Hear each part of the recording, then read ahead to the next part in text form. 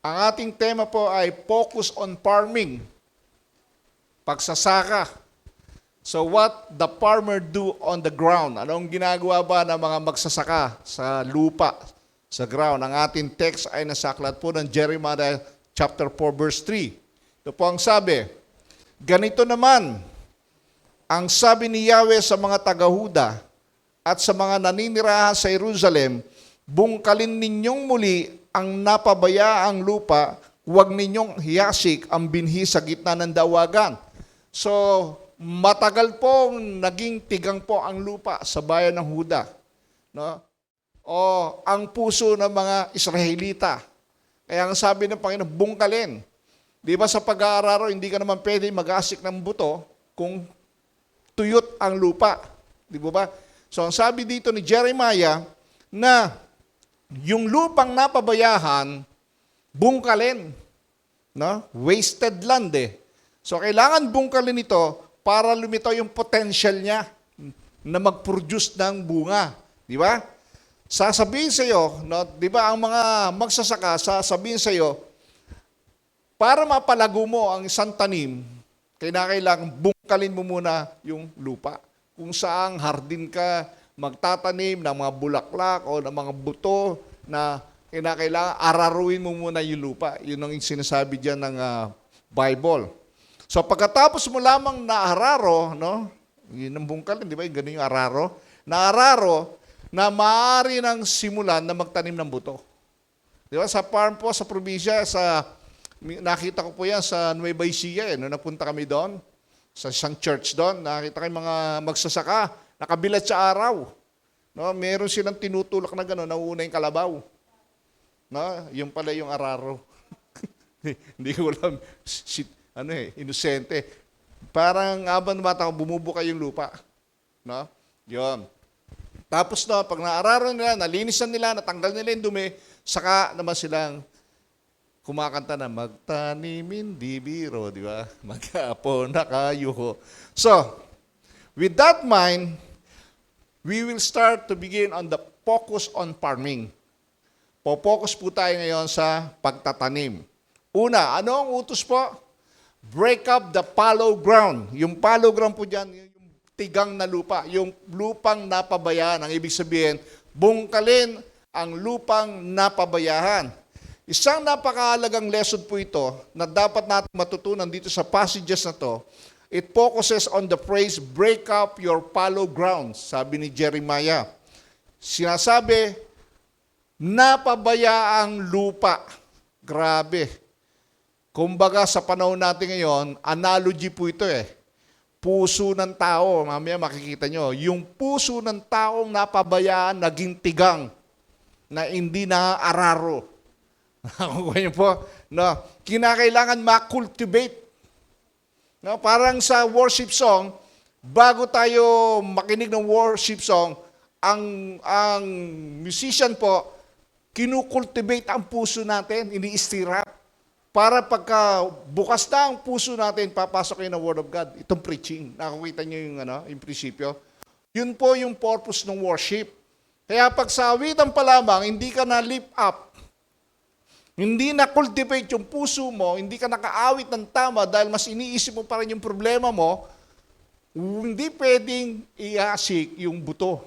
Kaya ang sabi, huwag iasik sa dawang. Ano ba yung dawang? Oh. Doon sa binhi ng dawagan. Ano ba yung dawagan? Yung daanan to eh, di ba? No, yung daanan. Lalim ng Tagalog kasi ito sa Bible eh, no? Okay. So, binubungkal. So, ang simbahan din po, binubungkal ang puso ng tao. No? Binubungkal. Yung mga member ng church, no, ginigising muli yung natutulog na puso. Yung mga nabubulok na katuwiran, yung kasalanan po. Dahil sa haba ng panahon, hindi nakapag face-to-face kung ano nung pinagagawa. Natigang. Hindi naman sila nagdi-devotion. Di ba? Napabayaan. Kahit may online, hindi naman ako naniniwala na lahat yan nakikinigan online. Totoo, hindi. Sa fusion lang eh. Mangilan-ngilan lang yung makikita kong nakikinig ng fusion eh. Di ba? At hindi nila binibigyan ng importansya That fusion is part of training and discipleship. Ano yung topic ng fusion nakaraan? Ha? Walang makasagot. Ibig sabihin, hindi kayo nakapakinig. Di ba? So the church break up our own fallow ground. Ang church mismo, siya ang bumubungkal ng mga tigang na lupa. No? One should not be satisfied. Hindi tayo dapat nasa-satisfied na medyo ang puso ng tao ay medyo bumubukas na. Pero kinakailangan dyan, bungkalin mabuti at humingi ng tawad sa Diyos sa kanilang pagkukulang. There must be a true change. Pagbabago ng isip, pagbabago ng buhay. Ito yung pinapakita rito ni Jeremiah na sinasabi ng Panginoon, bungkalin uli yan, mga puso na yan na natulog yan sa kakasamba sa Diyos-Diyosan. Yan po yung context yan pag binasa natin.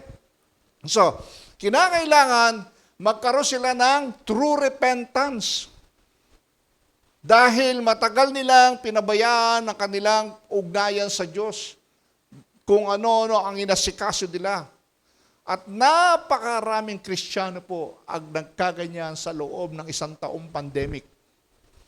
Mas nag-focus sa mga bagay-bagay sa mundong ito. At pagkat ang utos po ng Bible, ang Kristiyano dapat, they must walk according to the Spirit, not according to their flesh. Do not conform any longer to the pattern of this world, but be transformed by the renewing of your mind, so that you will be able to test what God approved is and perfect will of God in your life. Di ba? Dapat yun po Alamin natin yung gusto ng Diyos. Ang katotohanan, maraming Kristiyano po na hindi po naayos ang kanilang pamumuhay. Na diskaril. Even in abroad, maraming Kristiyano po. Nadinig niyo po ba yung isang kilalang, nakalulungkot po nung nagbabasa ako ng news sa CNN, kilalang pastor, na involved sa sexual immorality. Tinanggalan siya ng ordination.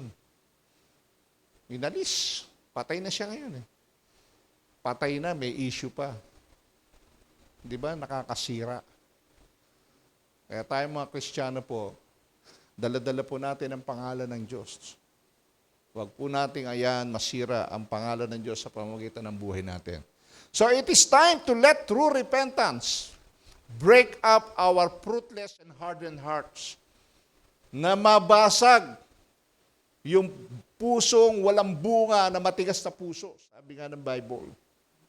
At kapag nangyari po ito, at yung seed of word of life, yung buto, yung binhi ng salita ng Diyos, ay naitanim, na wala na siyang concern regarding dun sa mga sistema ng mundong ito. Kasi, sa isang Kristiyano, ang gumugulo sa kanya ay ang sistema ng mundo, nauhulog ang attention niya ron.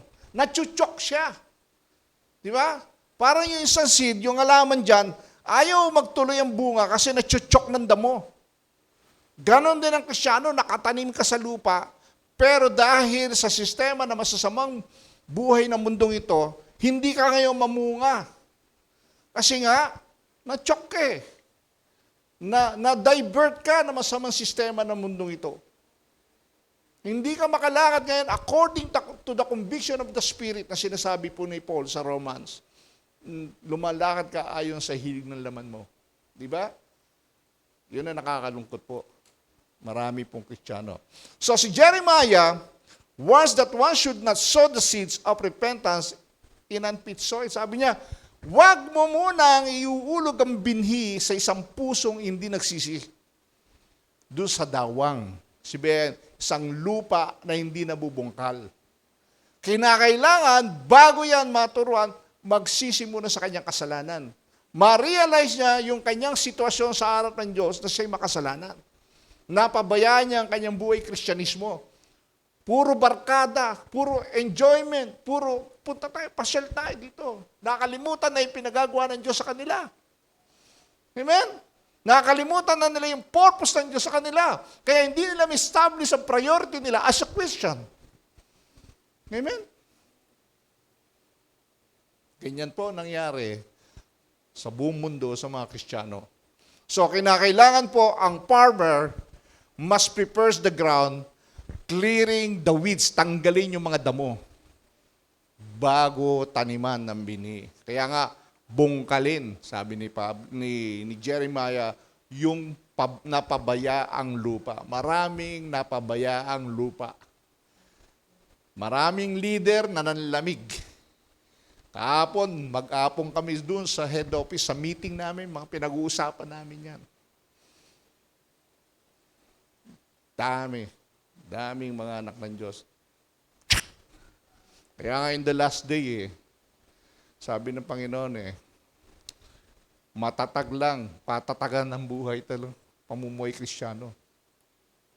Nasa last day na tayo mga kapatid. Ngayon pa ba kayo manlalamig? Kitang-kita nyo na yung muling pagbabalik ng Diyos, di ba? Dapat nga mag-triple time ka na ngayon See, we're in the last day. We are living in the end times of the last day. Amen? So, tingnan nyo. Yung lupa, kapag hindi nahararo to, at hindi nalinis yan, at kapag tinaniman mo ng buto yan, hindi ka agad uusbong, nakokontrol. Yung vitamina na dapat mapunta rin sa seed ay inaagaw ng mga damo. Kaya hindi siya nagguguro na mabuti. So, kinakailangan naka-expose sa araw. Di ba? At dinidiligan para bago lagyan ng binhi. Ganun yung pag-aararo no? Didiligan, expose, may araw, may tubig, di ba? So, ganun din, sa buhay Kristiyano, dapat ay malinis muna ang puso natin. Amen? Kaya nga tayo nagpipray. Kaya dapat, bago kayo pumunta ng church, kagabi pa lang, humingi ka na ng tawad kung may nagawa kang kasalanan. Repent, clean my heart, Lord. Cleanse me with your word. Para pagdating ko ng Wednesday night, makapagpuri ako sa iyo na malaya. Di ba? Especially the workers, the worship team. You have to pray, Lord, tutugtog ako sa iyo. Gamitin mo ako instrument, aawit ako sa iyo, Panginoon. Use me. Di ba? Cleanse me before your eyes. Mahalaga po yan. Especially doon mga workers, mga usher, mga kumikilos sa church. Hindi ganun kadali yan, hindi ganun kasimple. Kailangan, when you face God, you are clean. Kaya makita nyo sa Old Testament, bago sila maglingkod sa church, they consecrate themselves. Yung mga priest, di ba? Naglilinis sila. So, to sow in the ground, na hindi po properly na naararo, kapag ito ay tinaniman mo, at lumitaw din yung mga dumi, sayang ang effort. Di ba? Hindi rin uusbong. Yung sinasabi ng Jeremiah. So, kinakailangan, ang sinasabi diyan ay handa dapat ang puso. No? Ito po yung sinasabi diyan. Yung lupa diyan, it symbolizes the heart of man, the heart of the person. Break up, then a prepared heart. Kailangan ang puso po ay prepared sa paglilingkod sa pamumuhay Kristiyano. According to James chapter 1 verse 21, ito po. Lalagyan ko rin ng Tagalog Kasi pag wala akong English din, mahirap di-explain. Pero maganda rin may Tagalog. Sabi niya rito, kaya talikuran na ninyo ang inyong maruruming gawa at alisin ang masasamang asal. Mapagpakumbabang tanggapin ninyong taimtim sa inyong puso ang salita ng Diyos sapagkat ang salitang ito ang makapagliligtas sa inyo. Ang sabi? Tanggalin nyo na. Di ba? Yung masasamang asal ninyo. Yung maruruming gawain, sabi ni James. Kailangan, handaan mo yung puso mo, linisin mo yan. So, nakita rito ni James, yung human heart as a garden. Kaya may pakita rito, yung puso ng tao, ito yung garden na tinataniman ng binhi. Kuha niyo? Ang binhi dito ay yung salita ng Diyos na tinatanim sa puso ng tao. Maliwanag? So the soil will produce only weeds. Kaya nga sabi niya, ang mapuproduce ng isang pusong hindi malinis ay damo. Sabihin, ito yung kasalanan. Nakasisira ng bunga. Amen? The weeds. Sabi niya rito, ang utos niya ngayon ay nananawagan siya na dapat, iniimok niya mga Kristiyano, tanggalin mo yung weeds na yan and prepare the soil for the implanted Word of God. Kuha niya po, bunutin ang mga damo. Ano yung damo? Yung mga masasama. Yung kasalanan. Tanggalin yan. Ihanda ang lupa para sa nakatanim na salita ng Diyos. Para sa ganon, malayang maitanim ang salita ng Diyos sa puso ng tao. Implanted Word of God. Galing ng Bible no? No? Nakukumpara para maintindihan ng tao. Amen? Kasi pag hindi nagkaroon ng analogy ito, hindi maintindihan ng tao. So, kailangan linisin. No? Yung salita po dyan na superfluity, sa English kasi, di ba, meron dyan sinabing superfluity. Wherefore lay apart all filthiness and superfluity of naughtiness and receive with meekness and grafted word which is able to save your soul. Ang ibig sabihin po dyan ng superfluity ay yung kalabisan ng pagiging pilyo. Pasaway, sobra-sobrang kapilyuan, kalokohan ang pinagagawa. Alisin nyo yan. Sa mga gawain. Pinapakita ito, sinasalarawan dito, yung garden na maraming damo ay hindi na makontrol. Kasi nga, sobra-sobra ang ginagawang kasalanan. Hindi nalilinis. Ayan, sabi dito, it is foolish to try to receive God's word into unprepared heart. Di ba? Kalokohan na mag-share ng Word of God kung hindi pa naglilinis ng puso. Kailangan, pag nag-share ka, i-confront mo muna yung kasalanan niya, na alam mo yung kasalanan niya, bago mo siya share ng Word of God. Kasi hindi rin tatanggapin. Sayang. Ito yung sabi ni Jeremiah. Kaya dapat, yung mga pusong tigang o yung mga lupang napabayahan, hindi nataniman, bungkalin. So marami puso po ngayon ng mga tao na napabayahan.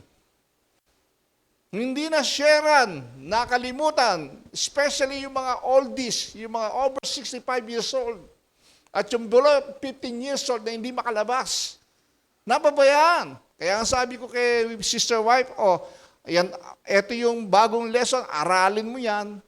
Mag-usap kayo ni Bernadette, mag-live streaming ka, mag-ano ka. Blended learning para sa mga bata. Dahil yung mga bata kailangan din ng pananampalataya. Kailangan din mabungkal ang kanilang puso't isipan. Di ba? Hindi lang tayo. Lahat po ng tao kailangan mabungkal. Amen? So napabayaan kasi hindi nakakapakinig. So ano mangyayari? Tigang, hindi mamunga kasi walang tanim. Yung tanim namatay kasi matuyot. Natuyot, hindi makausbong. Usbong ba yung buto sa tuyot na lupa? Hindi, di ba? Common sense lang eh. Tuyot nga eh. Kahit taniman mo ng buto yan, kung tuyot yan, hindi nadidiligan, wala. Sayang lang, yung sabi ni Jeremiah, huwag niyong taniman yung lupang hindi nabubungkal. Huwag niyong asikan. Kasi, sayang lang. Amen? So, parang sabi ni James dito, parang yung mga tao dyan ay parang may luga. Hindi makapakinig. Barado yung tenga. Hindi makapasok yung Word of God. Yun, impairing. Sabi niya, it is closely related to a term used of wax in the ear, which impairs hearing and is therefore especially appropriate in this context. Doon kay James. So, sinasabi niya, yung moral filthiness is a serious barrier to our clearly hearing and comprehending the Word of God. So, yung daw masamang pamumuhay, ito yung nagiging sagabal, kaya hindi natin maunawahan yung salita ng Diyos. Diba? Hindi natin marinig, hindi natin maintindihan. Kasi nga, yung iniisip mong hindi tama. Nasa church ka, pero iba iniisip mo. Kaya yung message ng nagtuturo dito, hindi mo masyadong nadidinig, hindi mo naintindihan kasi iba iniisip mo. Amen po ba dyan? Ganon din yung nasa online. Na online, pero ibang ginagawa. Di ba? Maintindihan mo ba yung abang may online dyan, kumakain ka, tapos nakipagkwentuhan ka? Walang focus. May focus ka na nga, hindi mo maintindihan. Lalo na pa yung ganon, di ba? Tignan niyo po. Kaya nakakalungkot po. Kaya I thank God, sabi ko, praise God, kasi inallowed mo na kami makapag face-to-face kahit 50%. Kasi sigurado nandito, nakakapakinig, nakaupo, nakikita ko. Diba? Yun yung aking burden nun eh. Sabi ko, ilang kaya nakikinig dito? Chinichik ko lagi yan. Di ba? Nakikita yung mga leaders, chinitext. Sabi ko, nasa 200 tayo, pero yung sa online, nakikita ko, 44 lang yung nakasin. Kahit sin man lang eh. Di ba? Hindi ko nga alam, baka sumilip lang gano'n, na-record, tapos wala na, hindi na nakinig. Ilang kaya yung nakinig talaga doon? Hindi mo ba? Yun. Kayo lang po nakakalam niyan, hindi ako, si Lord lang nakakalam, saka kayo. So, yung sinasabi po ritong masama, filthiness, yung wickedness, from the Greek word, it denotes moral evil and corruption in general. No? Corruption. Sabi niya, it pertains to sin that is deliberate and determined.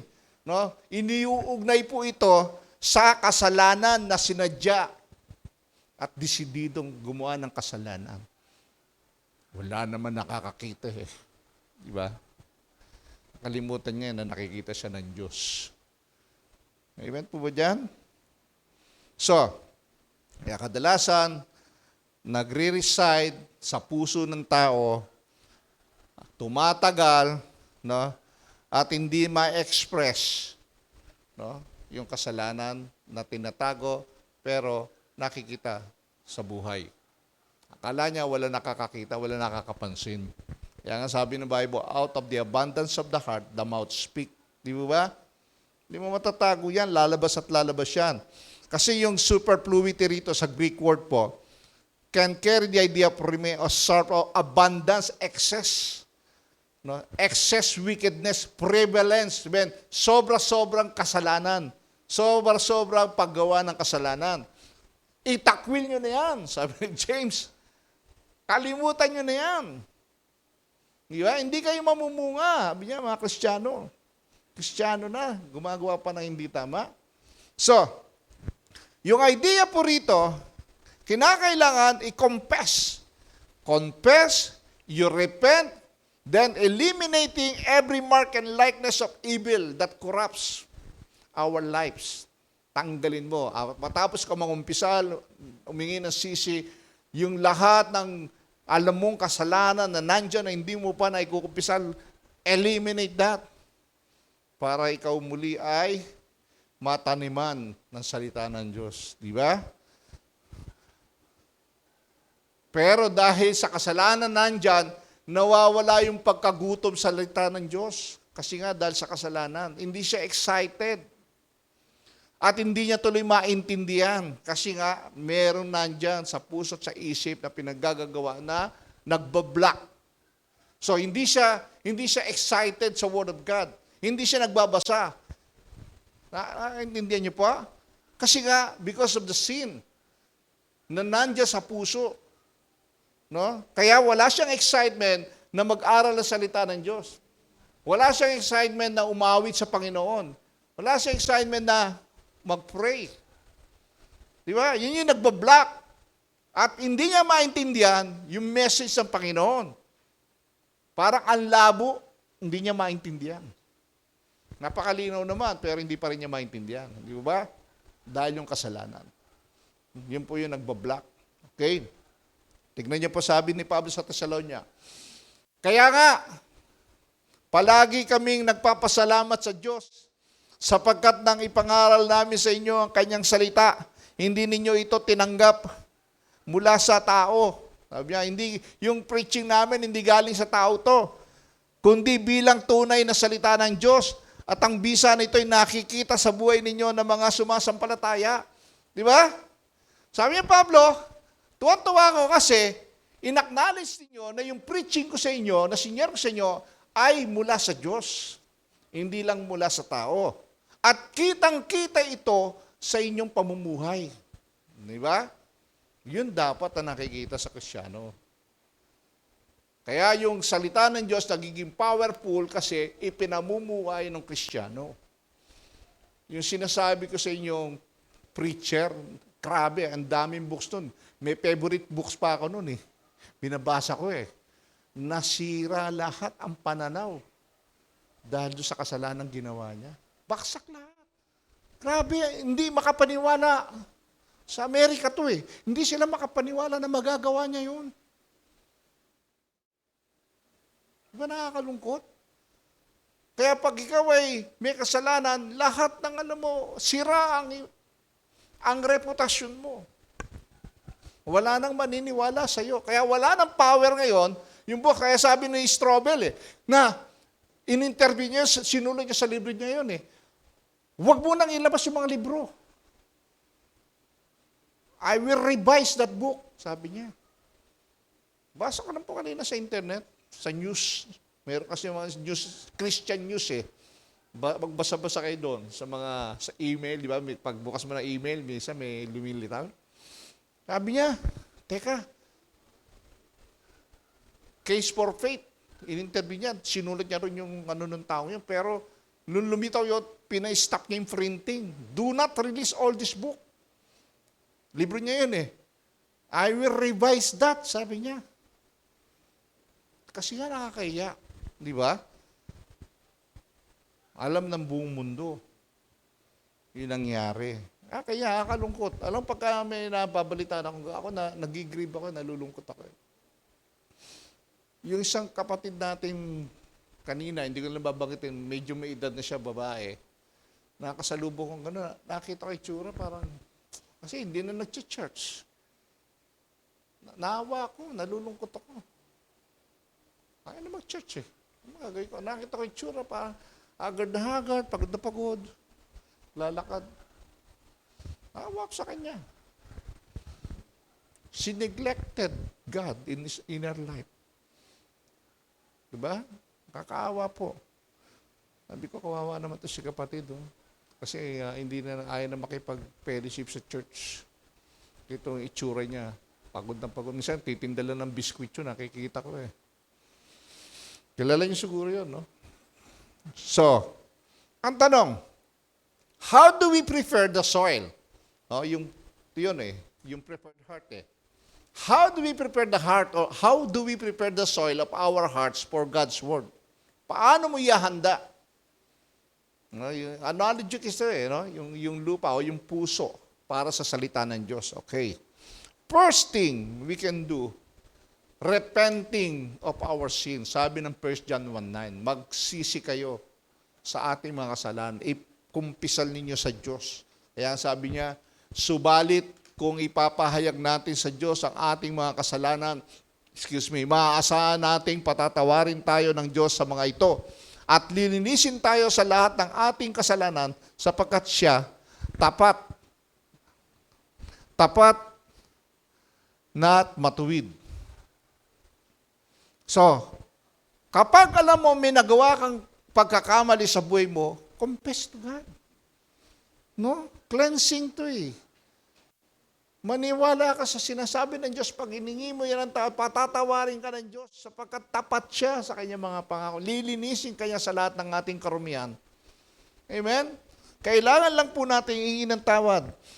Dapat lang natin alisin ang lahat ng karumihan sa moralidad nating pamumuhay. Yung kasamahan na laganap sa ating buhay. Alisin natin. No? Sabi nga sa Greek, ito ay isang beses na para sa lahat ng pagkilos. One time lang. You pray, you confess your sin. Kung alam mo may nagawa kang kasalanan sa Diyos, hingi mo na ng tawad dyan para mataniman ka ng salita ng Diyos. Amen? Preparation. No? So, bakit kailangan natin gawin ito? Bakit kailangan natin ng cleansing muna ng puso? Para maging mabunga tayo. Kasi nga, pangalawa po, second is by meditating of God's love and grace through His Word. Para mapagbuni-muni mo gaano kakamahal ng Diyos, no? Yung kanyang biyaya, no? Sa pamamagitan ng kanyang salita, which will cause us to flow up any hardness that is within our hearts. No? Bubungkal ka eh. Puplow up ka eh. No? Ano mang yung mga bagay na nagpapatigas sa iyong puso, lalambot. Palalambutin ng Diyos yan. Amen? Pag nag-meditate ka, tigas kasi natin eh, di ba? Sabihin natin, matigas talaga tayo. Diba? Pero sila, palalambutin niya yan. Di ba? Sabi ng Jeremiah, bungkalin ang lupang tigang. Bungkalin ang puso, yanigin. Sabi. Amen?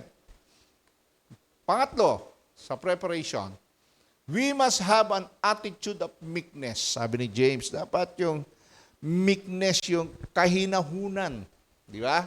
Kailangan po, ang kahinahunan ay kabaliktaran ng galit. Di ba? Pag mainahon ka, hindi ka galit. Pag galit ka, hindi ka mainahon. Parang gano'n yan, di ba?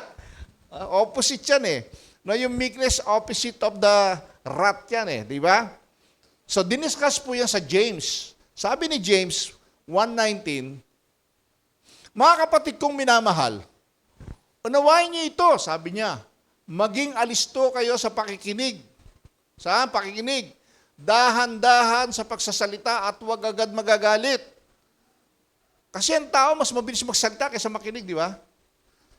No? Hindi pa nakikinig, hindi pa pinapakinggan yung sinasabi, nagsasalita na. Sabi ni James, makinig ka muna. Di ba? Dahan-dahan ang pananalita, mag-iingat-ingat ka, gagalit ka kagad eh, di ba? Dahil ang galit ay hindi nakakatulong upang ang tayo maging kalugod-lugod sa paningin ng Diyos. Amen? Pag lagi kang galit, wala naman sa ayos, hindi nalulugod ang Diyos sa taong laging galit na wala naman sa ayos. Diba? Kung nagagalit ka dahil sa kasalanan na ginawa, okay yung kay Lord. Pero kung wala namang bagay-bagay, konting diferensya, naingayan ka lang, galit ka na. Hinahan mo yung telebisyon mo. Diba? Ganun kagad, di ba? May kausap po kayo. Diba? Ganun.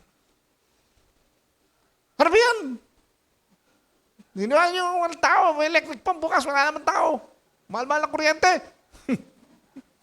Di ba? May gano'n? Nakaka-relay kayo, no? Di ba? Ano ba yan? Pinabayaan mo yung gripo bukas. Puno na yung timba. Ba?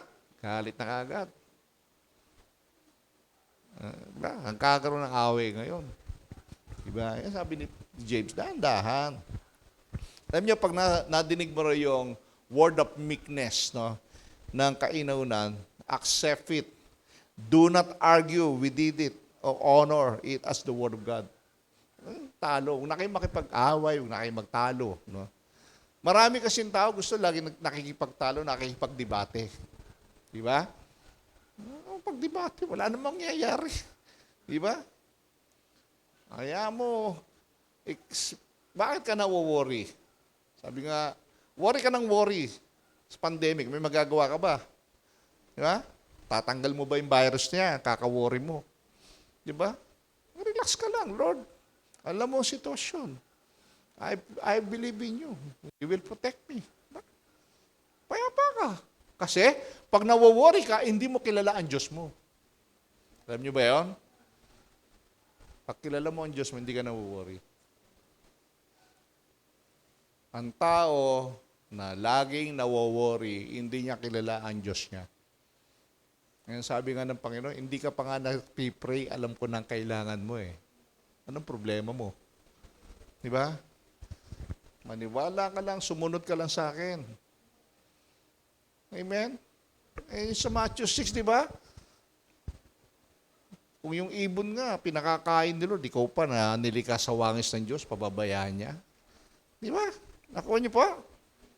So, if we do not receive the implanted word, then we are deceiving ourselves. Sabi niya, Christian who like to argue various points of view may be only fooling themselves. Di ba? Maraming Kristiyano kasi lagi nakikipagtalo sa Word of God. Mali kayo, ito, di ba? You're just wasting your time. Sinasayang nyo lang. So walang, hayaan nyo siya makipagtalo, iwanan po. Kung yan ang sabala kaya, pinaniniwalahan mo eh. Ba't pa makipagtalo sa'yo? Wala namang mananalo dyan, di ba? Pipilit naman niya yung gusto niya eh. Ipipilit mo yung gusto mo, sino mananalo sa inyong dalawa? O, pareho kayo, baka mag-away pa kayong dalawa dyan. Nakakita na ba kayo ng dalawang Kristiyano nagtalo, nagsuntukan? Ha? Nakakita na ba kayo? Ako, na-witnessan ko. Yung pastor, saka yung member niya, nagtatalo siya ng suntukan. Bago pa akong born again nun eh. Tapang pala ng mga to. Suntukan po talaga. Gulat ako eh. Kasi yung pastor, inisulto masyado ng member, marunong pa siya sa pastor. Mali naman mga turo ng pastor. Ano bang gusto mo, Brad? Ano gusto mo? Ano lang tayo? Sa harap pa ng church nagsuntukan yun. Baka alam nyo.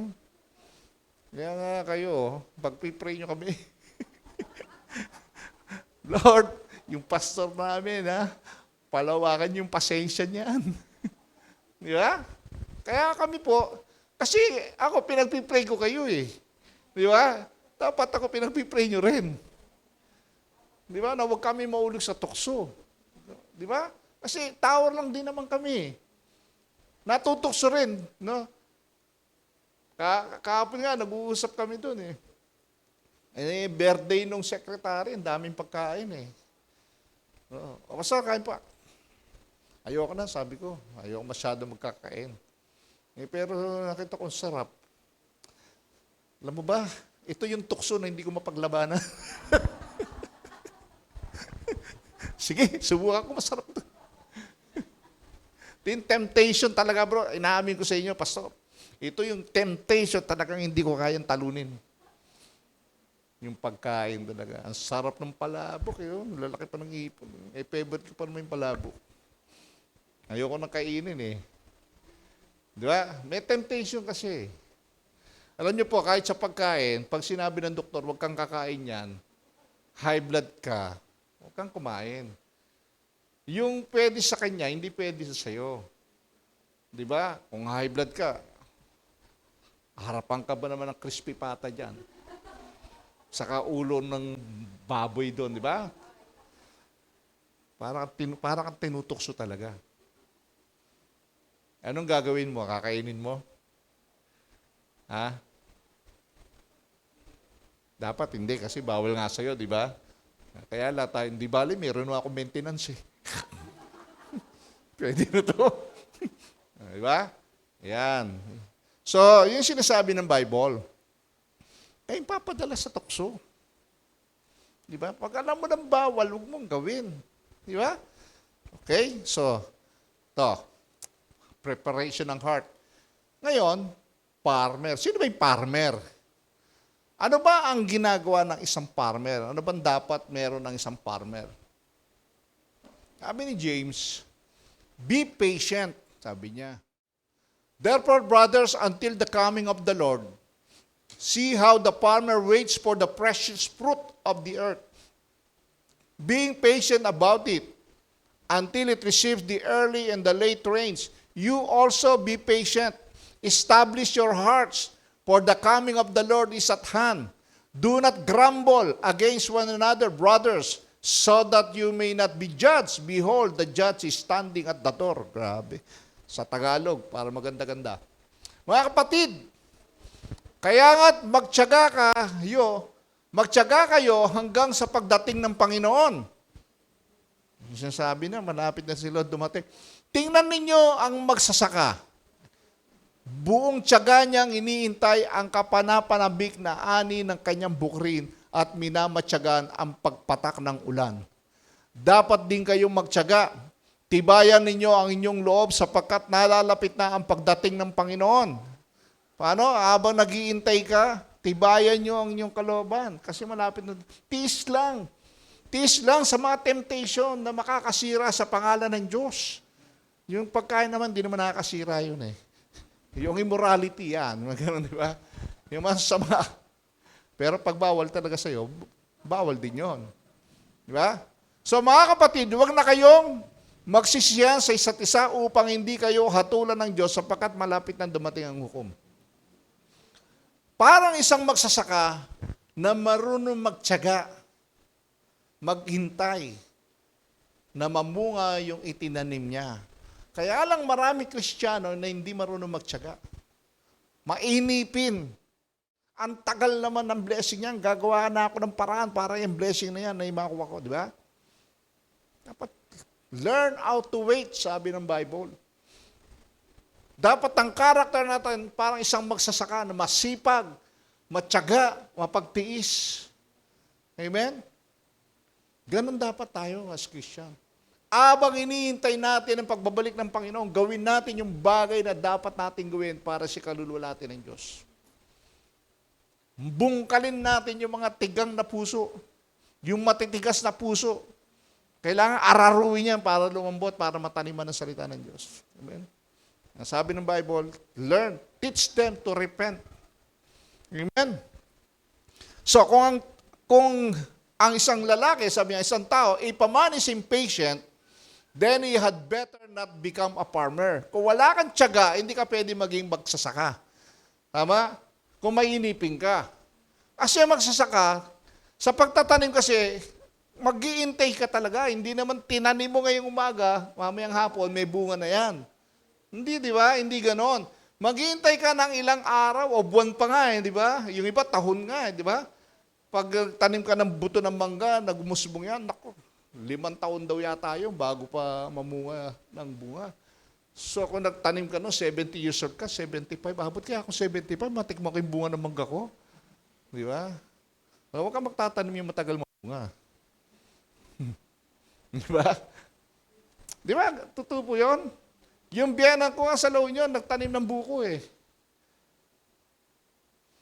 No, nakamatayan niya, hindi niya nakita yung bunga. Ang tagal pa rin pala mamunga ng buko. Di ba? Matanda na siya ng tinanim niya. O, ngayon kami nakikita namin bunga.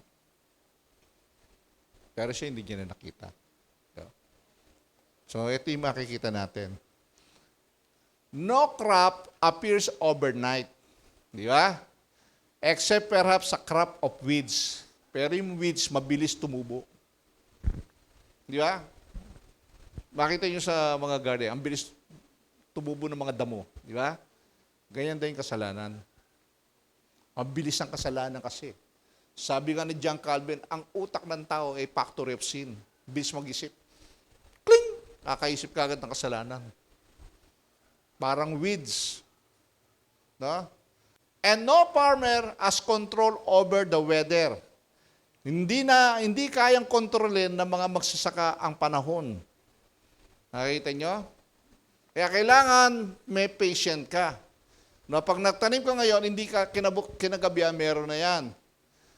Too much rain can cause the crop to rot and too much sun can burn it up. Sabi niya, pag sobra naman sa tubig, mabubulok. Pag sobra naman sa init, tumahabol na gano'n, nawawasak. No? Sabi ng mga farmer, tignan niyo po, no? Then, an early frost can kill the crop. Sobrang lamig naman, mamatay din yung pananim. Di ba sa Baguio, pag sobrang lamig, patay yung mga tanim nila.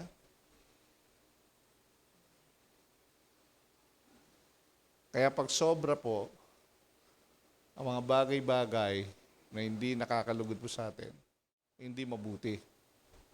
Di ba? Hindi po mabuti. So, ang mga farmers po ay matagal po silang nagsasuffer sa paghintay ng magandang panahon. No? Mga farmers, hihintay ng tamang magandang panahon sa kayong tamang ulan. No? Pag sobrang ulan, masisira yung pananim. Pag wala namang ulan, matutuyot din ang pananim. So, kinakailangan talagang tamang panahon.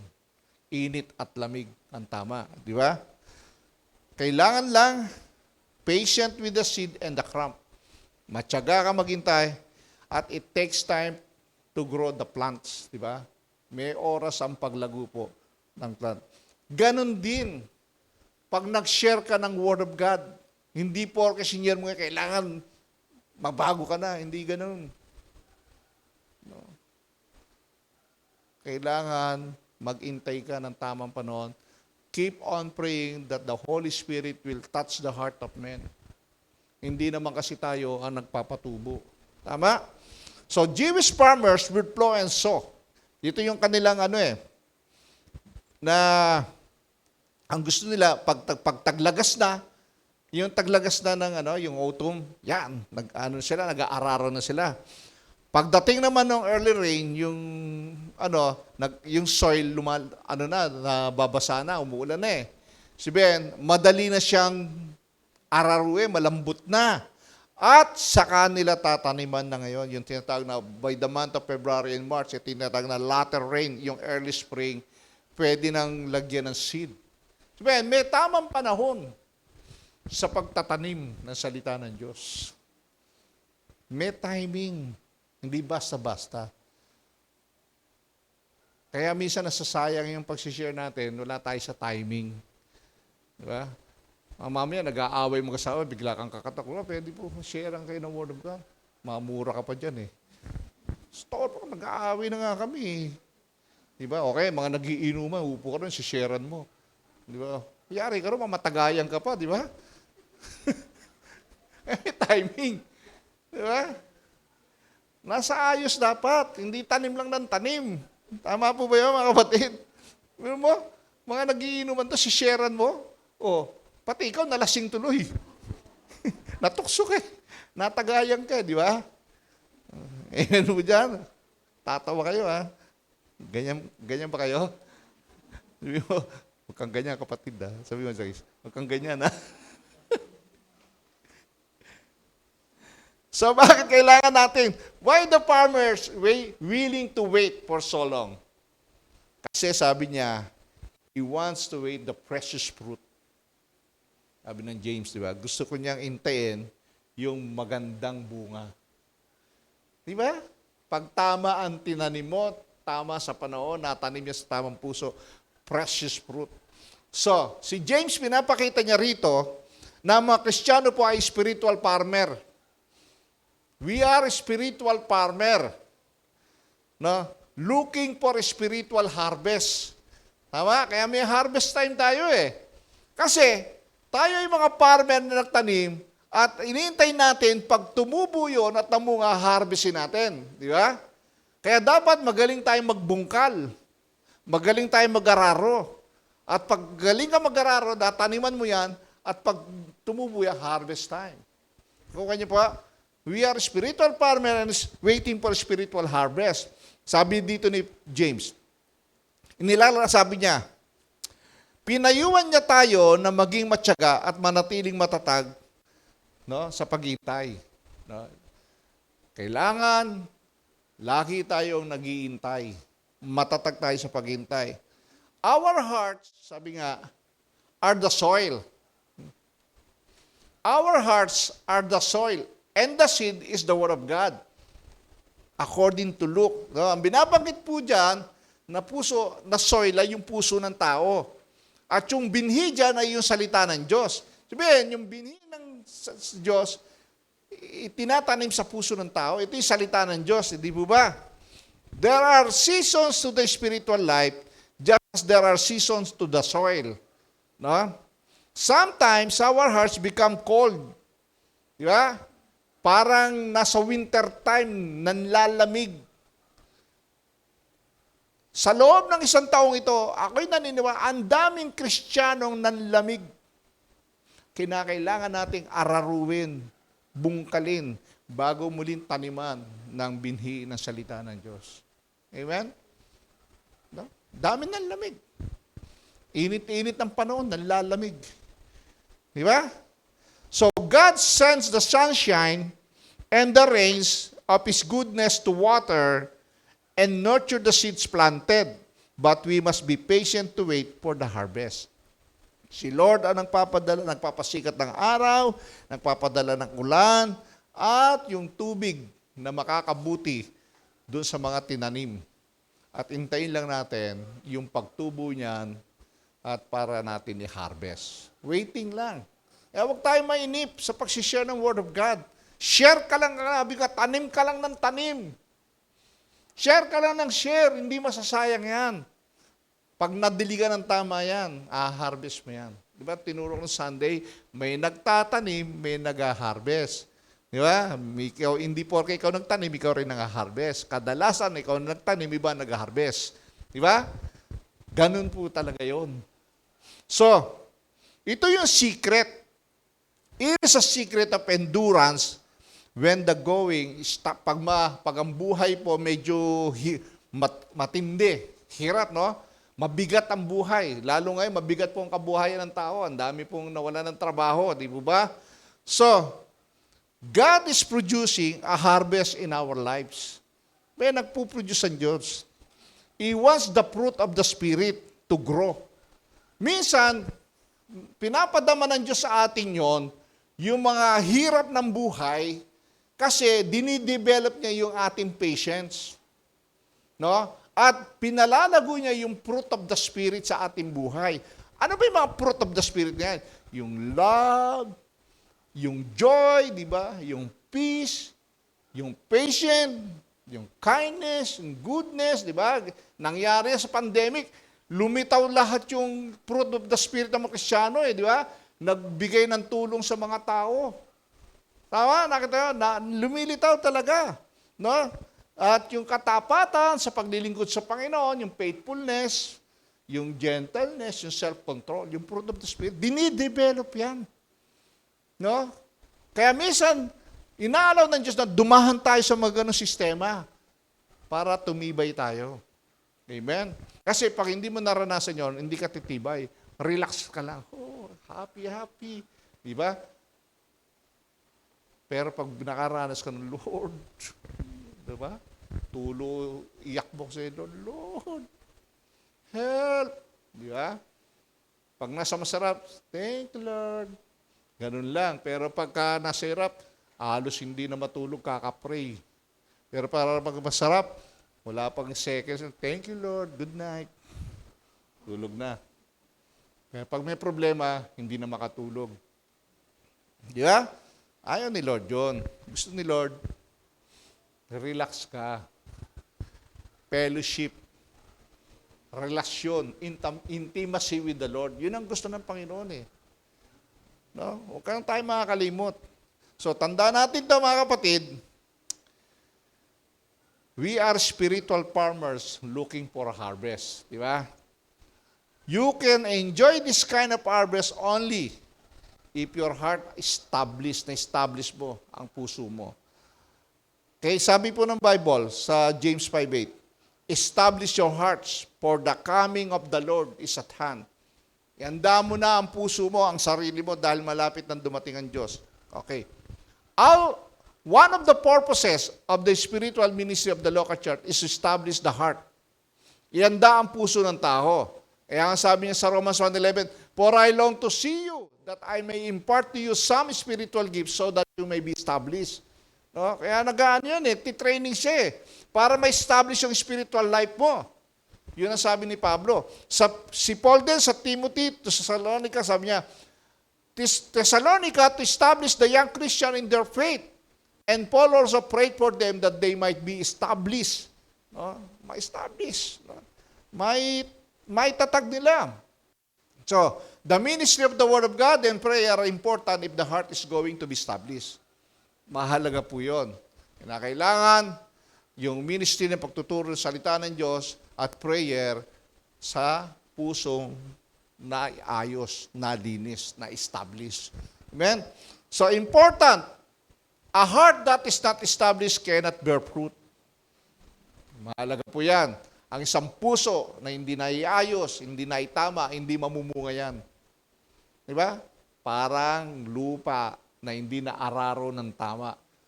Hindi mamumunga talaga yan. Okay. So, what the successful farmers does?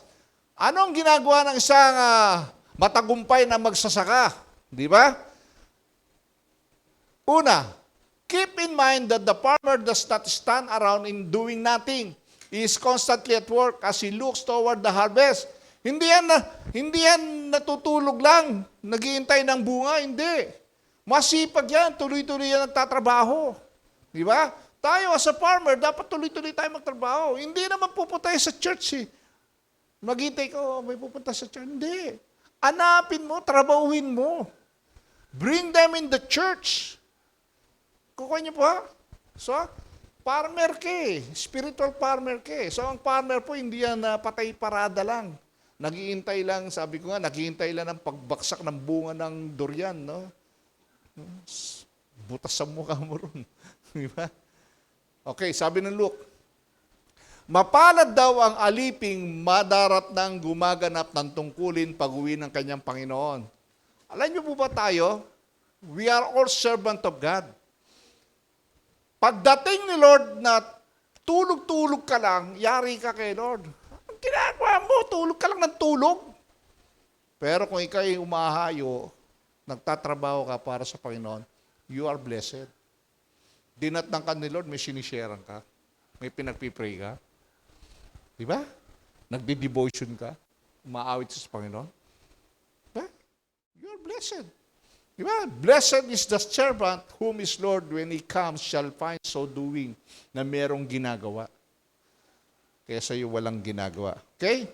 So sinasabi ni James dito, suffering believers to put on white robe na walang ginagawa kundi nag-iintay lang. Hindi dapat ganon, sabi ni James. Keep working and waiting was his admonition. Yun yung kanyang panawagan. Keep working and while waiting. Habang naghihintay ka, tumarbaho ka. Di ba? Tignan niyo, sabi ni Luke, nor does the farmer get into fights with his neighbors. No, dapat, ang mga farmers, hindi nakipag-away ito sa neighbors niya, di ba? Tumutulong pa nga ito eh.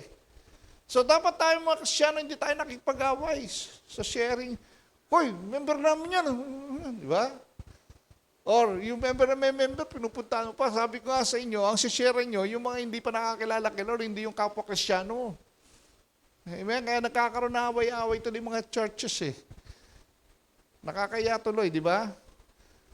Nakakuha niyo po? So, ang farmers po, they don't fight with his neighbor. Hindi nakikipag-away. Hindi nila inaaway yung kanilang neighbors. No? Nobody on the farm has time or energy for dispute with the neighbors. Wala nakikipag-away. Sabi ni James, mga kapatid, sabi niya, mga kapatid, huwag na kayong magsisiyahan sa isa't isa upang hindi kayo hatulan ng Diyos sapagkat malapit nang dumating ang hukom. Sabi niya, ang kawalan ng pasensya sa Diyos ay madalas na umaantong sa kawalan ng pasensya sa bayan ng Diyos. Amen? At ito ay isang kasalanan na dapat nating iwasan. Kung sinimulan natin gamitin ng mga karit, kakaritan kayo sa bawat isa, makakaligtaan nyo ng umani. Hindi na kayo makakaani. Sino pang maniniwala sa inyo? Kayo mismo nagkakaritan dyan. Di ba? Tatagahan kayo. Nagsisirahan kayo. Nag-aaway kayo. Wala kang maani. Amen? Binibilis ako na lang. So, pang-apat, panguli nito, the sower and the soils. So, sino ba yung nagtatanim? Sino ba yung mga soils? Sinasabi ng Mark chapter 4. Makinig kayo, may isang magsasakang lumabas upang mag-asik ng bini. Sa kanyang pag-aasik ay may mga binhing naglaglag sa dahan. Dumating ang mga ibon at tinuka ng mga iyon. Verse 4. May mga binhi namang nalaglag sa batuan, bagamat kaunti lamang ang lupa roon. Agad sumibol ang mga binhing iyon, ngunit nang tumindi ang sikat ng araw, nalanta at natuyo ang mga binhing tumubo. Palibasa hindi ito masyadong nagugat. May mga binhi namang nalaglag sa may damuhang matinik. Nang lumago ang mga damo, sinakalnidlan ang mga binhing tumubo, kaya't hindi nakapamunga ang mga binhi. At may mga binhi namang nalaglag sa matabang lupa at ang mga ito'y tumubo, lubago at namunga ng marami, nagkabuti at nagtatlumput-tatlumpo napakaraming bunga. Amen? Kapos na oras eh. So, sino yung sower? So, the seed represents God's word. And the sower is the servant of God who shared the word with others. Tayo yung sower. Amen? Yung seed, yung word of God. Okay? So, sinasabi ni Pablo sa 1 Corinthians 3, sapagkat sina si Apollos, Ito yung kompa. Sino si Apollo, sabi, at sino si Pablo? Kami mga lingkod lamang ng Diyos na nakinakasangkapan niya upang akayin kayo sa pananalig kay Kristo. Ginagawa ng bawat isa ang gawaing tinanggap niya sa Panginoon. So pareho silang worker, hindi nag-aaway, di ba? Hindi dapat nag-aaway kasi iba ang trabaho niya, iba yung trabaho nito. Tignan nyo. Ako ang nagtanim, sabi ni Pablo. Siya ang nagtanim ng seed, si Apollos ang nagdilig ng seed. Sabi, tinaniman ni Pablo, nag-evangelize siya, nasolve niya, tapos kinuha ni Apollos, kinonsolidate niya, dinisciple niya. Yun yung pagdidilig eh. At ang sabi niya, ang Diyos ang nagpatubo at nagpalago. Ang Diyos naman ang nagpalago ng pananampalataya. Nakita niyo? Hindi ang nagtatanim ni ang nagdidilig ang mahalaga, kundi ang Diyos na siyang nagpapatubo at nagpapalago. Kita niyo? Ang mahalaga, yung Diyos nagpapalago ng ating pananampalataya. Tanim ka nga ng tanim, dilig ka nga ng dilig, hindi ka naman maayos sa harap ng Diyos. Paano niya palalaguin yun? Tama? Si Lord. Kaya lang, gawin natin ang tama yung pinagagawa ng Diyos sa atin. Tignan niyo po. The human heart is like a soil. Di ba? Sinasabi rito. It must be prepared to receive the seed before the seed can take root and produce a harvest. So, bago ito mamunga yung seed, bago mag-germinate, bago mag-ugat to at mamunga, kailangan handa. No? Kaya katulad po ng bini, ang salita ng Diyos ay buhay. Able to produce spiritual fruit. No? May kakayanan magbunga ng spiritual fruit. Ito yung the gift of the Holy Spirit. The fruit of the Holy Spirit. Sabi nga, but the seed must be planted and cultivated before the harvest will come. So, yun yung sower, di ba? Okay. Yung soils. In that day, so today, there are 4 kinds of hearts. Yung soils, ito yung puso, no? Na nag-response po sa message ng Diyos in a different ways. No, ito yung mga tao, no, na tumugon sa message ng Panginoon sa iba't ibang kaparahanan. Okay. Unang puso, the hard heart, yung matigas na puso. No? Itong matigas na puso, niresist niya yung Word of God and make it easy for Satan to snatch it away. Diba? Ito yung unang inagis. Matigas na puso. Ito yung lupang tigang. Di ba? Matigas. Kaya ano doon yung buto, walang nangyari. Dumating yung ibon, kinain lang. Sayang lang yung seed. Di ba? Si Satan dumating. Kaya, tingnan nyo.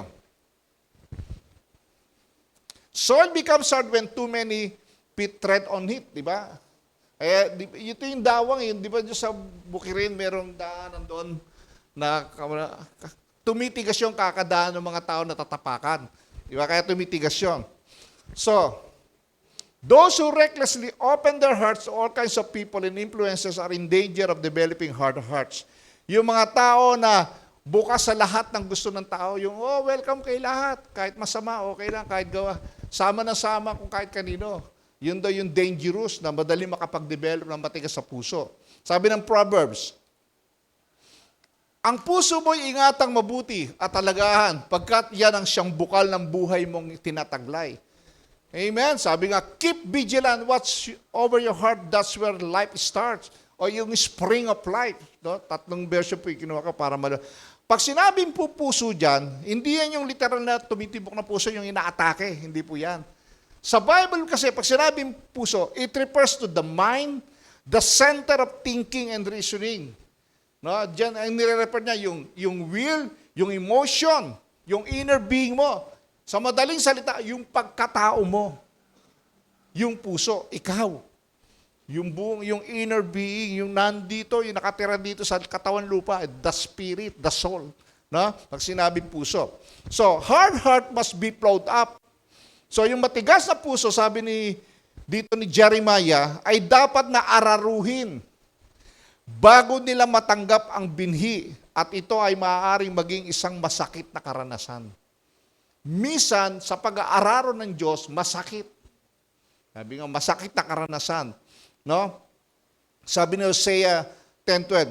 Mag-asik kayo ng katuwiran at mag-aani kayo ng tapat na pag-ibig. Bungkalin ninyong muli ang napabayaang lupa sapagkat panahon na upang hanapin natin si Yahweh. Lalapit siya sa inyo, pauulanan kayo ng pagpapala. Grabe, no? Hanapin mo si Yahweh. So, sabi po ng pangalawa, shallow heart, mababaw, di ba? May binhi namang nalaglag sa kabatawan, agad sumibol ang mga yon. Sabi, yung binhi doon, yung bato, manipis lang yung lupa. Tumubo agad. Di ba? Sabi niya, ngunit nang tumindi ang sikat ng araw na lanta, tuyo, bingi patay. Kasi nga, hindi malalim. Di ba? Verse 16. Ito pinaliwanag ni Jesus ang ibig sabihin. Ang iba'y tulad naman ng mga napaasik sa kabatuan. Pagkarinig nila ng salita, ito'y agad nilang tinatanggap na may galak. Wow, praise God! Ganun kagad yung mga tao. Ngunit hindi naman ito tumitimo sa kanilang puso, kaya't hindi sila nananatili. Pagdating ng kahirapan o pag-uusig dahil sa salita, agad silang nanlalamig. Ito yung mga unang tao nakapakinig ng word of God. Wow, sarap pala kay Lord, praise God! Ganun yan. Pero pagdating daw ng problema, kasi nga, nanlalamig agad, hindi tumatagal. Yan yung shallow heart, mababaw. Di ba? So ito yung puso na tumarim sa emotional lang. Emotional, wow, sarap, feeling. Di ba? Pinagaling ako ni Lord. Di ba? Ganun lang. O pag hindi na magaling, wala na. Di ba? Yun. Umpisa lang, puro umpisa. Pangatlo, the crowded heart. Uy, ito naman yung simula pa lang, no? May binhi naman nalaglag sa dawagan. Ito sa dawagan. Lumago ang mga dawag at ininis ng mga binhing tumubo, kaya hindi nakapamunga. Sabihin, nagkaroon ng mga nasakal yung puno ng mga damo. Hindi makapamunga. Sabi ni Jesus, ito paliwanag niya. Ang iba'y tulad ng napaasik sa dawagan, dininig nga nila ang salita, nakinig nga, ngunit sila'y naging abala sa mga bagay ukol sa mundong ito, naging maibigin sa mga kayamanan, at mapaghangad sa iba pang mga bagay, ano pat ang salita'y nawalan na ng puwang sa kanilang mga puso, kaya't hindi sila nakapamunga. Nabisi sa negosyo, nabisi sa sistema mo ito, nabisi, gusto ko yumaman, di ba? Yun. Overtime kami. Kahit linggo overtime. Di ba? Kaya, yun, sasabi ni Jesus. Pinapaliwanag ni Jesus. Yung parable kasi yan eh. Napaparable yung mga tao, hindi maintindihan. Ngayon, papaliwanag niya sa mga disciple niya. Di ba? So, yan yung crowded heart. So, pinapakita po dyan, yung mga different kinds of seeds, di po ba? Na talagang puso, no? Sabi nga dito, the hearers too many different kinds of seed growing in the soil, worldly cares, desire of riches, yan, pagyaman po, ilig ng laman ng gusto. Kaya sabi ni Mateo, pumasok kayo sa makipot na pintuan sapagkat maluwang ang pintuan at malapad ang daang patungo sa kapahamakan at ito ang dinaraanan ng marami. Ngunit makipot ang pintuan at makitid ang daang patungo sa buhay at kakaunti ang nakakasumpong yon. Karamihan ng tao gusto sa maluwag. Ayaw nila sa masikip. Yun ang tamandahan, yung masikip. Diba? Ibig sabihin doon, ang gusto ng tao, halahay lahat. Ayaw maghirap. Amen? Ayaw sumunod sa Diyos kasi mahirap. Makipot. Andahan, papasok sa langit. Amen? So, pinapakita po dyan, nilalarawan po dyan yung tunay ng mga mananampalataya. No? Na namumunga na bago ang buhay. Evidence of true salvation. No? Pinapakita po dyan. No?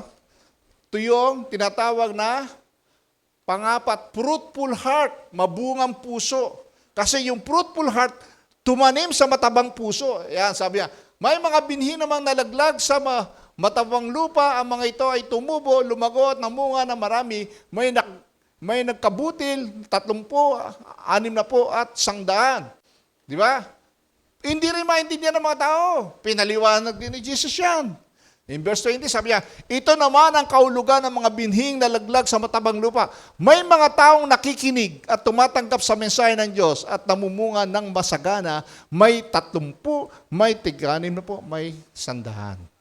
Nakinig ng totoo. tinanggap ng totoo, kaya sila namumunga. Marami silang nadadala sa Panginoon. Iyon ang ibig sabihin. Kasi nga, malinis ang puso, na bago ang buhay, pinaniwala ng mga tao. Amen? So, ang importante po rito ay yung tatlong fruit test heart, no? Influenced by a different enemy, di ba? Yan. Hard heart, devil himself is not just the seed. Yung matigas ang puso ay ang diablo mismo ang umagaw ng binhi. Pangatlo, shallow heart, yung mababaw, ang laman ay kahuwaran sa damdaming puro pan-religion. Mga peking religion ang gusto nila. Pangatlo, na wrong heart, ang mga bagay sa mundo ay sumira sa paglago at maiwasan ang pag-aani. Yan, yung crowded heart, ito yung weed, di ba? Yon, yung mga sinusunod, kundi yung mga bagay ng mundo ito, nakalimutan na nila ang salita ng Diyos. Ang ibig nila, yumaman ng yumaman. So that are the three great enemies of the Christian. The world, the flesh, and the devil. Sabi ni Efeso, noong una yung mga patay kayo dahil sa inyong mga pagsuway, kasalanan. Pinakita rito, dahil sa kasalanan ng tao ay patay tayo. Amen? Sa masamang takbo ng mundong ito, napasa ilalim po tayo. Tayo'y kabilang sa mga ito na muhay ayon sa pitan ng laman at sinunod naman sa mga hilig ng katawan ng pag-iisip, kaya ating likas sa kalagayan, kabilang tayo sa mga taong kinapopuotan ng Diyos.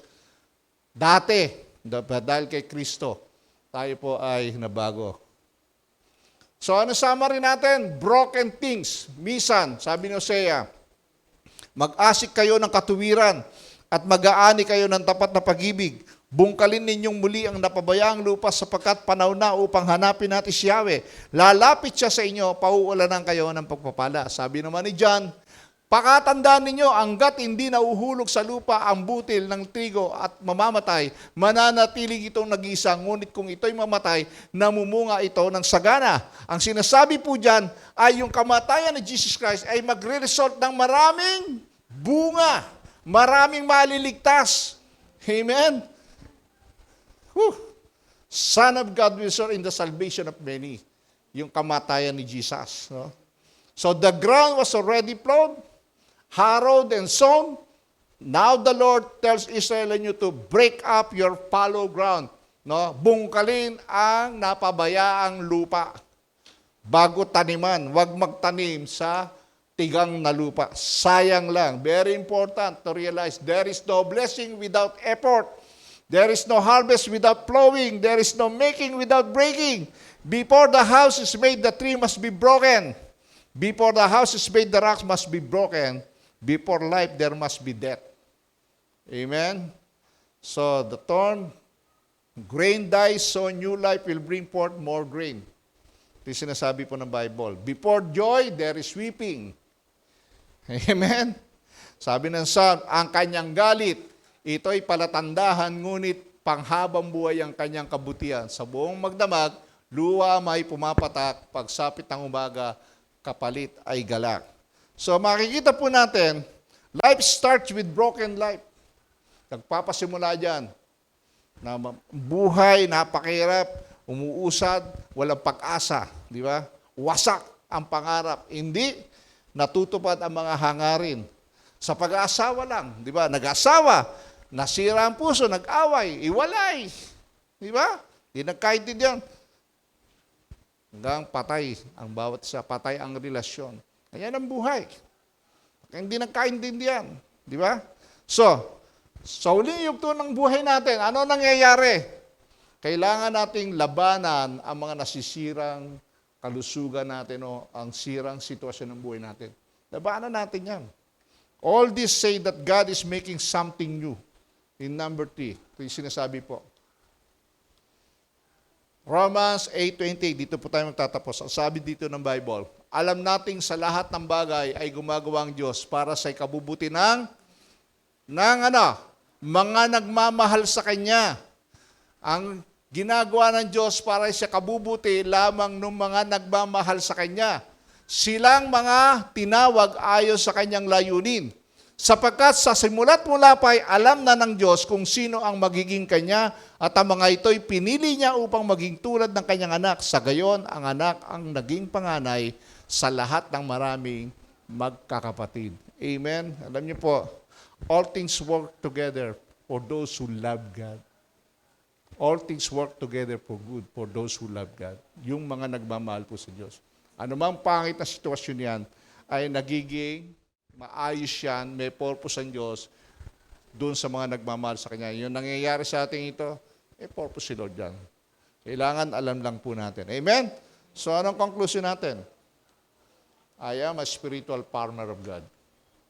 We are a spiritual partner of God. Dapat tayo po ay nagtatanim ng binhi sa mga tao. Tayo pong lahat ay tumayo't manalangin. Kakaroon po tayo ng communion. No? Mahaba lang po kasi yan dahil mahirap naman putulin, di ba? Okay? So, babasahin ko lang po. No? Meron po tayong